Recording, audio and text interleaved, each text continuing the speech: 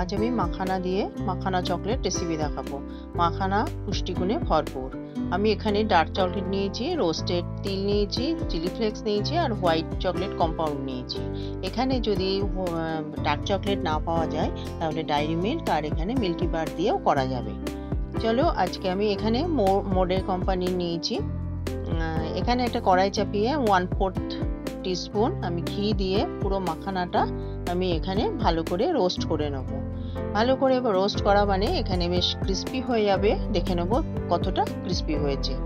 এখানে একটা হাঁড়িতে আমি গরম জল বসিয়েছি আর ফ্লেমটা অফ করে দিয়ে দেখো কতটা ক্রিস্পি হয়েছে। হ্যাঁ, এবার ফ্লেমটা অফ করে দিয়ে তবে আমি বোলটা বসিয়ে রেখেছি। এবার আমি চকলেটটা মেল্ট করব। চকলেট পুরো মেল্ট হয়ে গেলে 2-3 মিনিট ছেড়ে দিয়ে মানে গরম ভাপটা ছেড়ে দিয়ে তারপরে আমি কি করছি সেটা দেখো। ভালোভাবে মেল্ট হয়ে গেছে। এবার আমি কড়াইয়ে যেটা ভাজা মাখানা সেটা দিয়ে দিলাম 1 কাপ। দিয়ে এখানে আমি চকলেট 2-3 বার দেব। দিয়ে আমি এটাকে ভালো করে কোট করে নেব। এখানে 1 কোট না আমি 2-3 বার দেব, 2-3 বার কোট করে নেব। খেতে ভীষণই ভালো লাগবে। 1 কোট দিলে অতটা ভালো লাগে না। আমি এরকম নাড়তে থাকবো, নাড়তেই কিন্তু এটা ড্রাই হয়ে যাবে, চকলেটটা ড্রাই হয়ে যাবে। তো আমি এইভাবে নাড়তে থাকছি।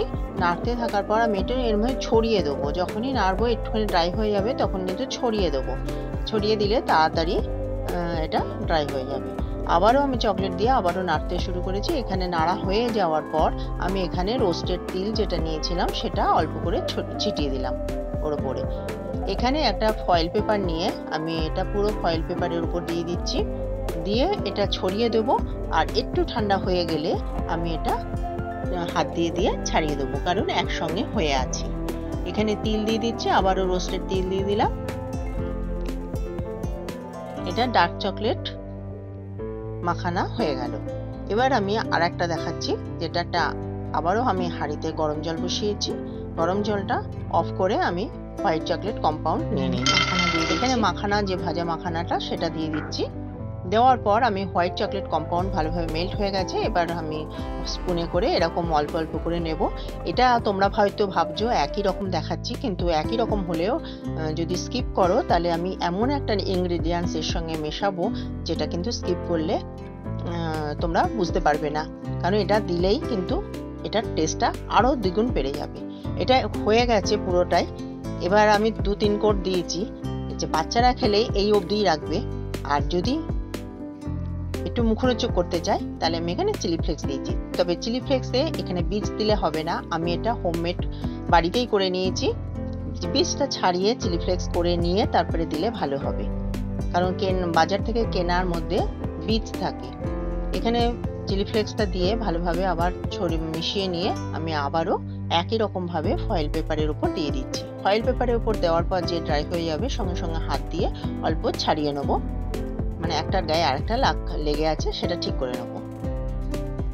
এইভাবে আমি হাত দিয়ে ছাড়িয়ে নিচ্ছি।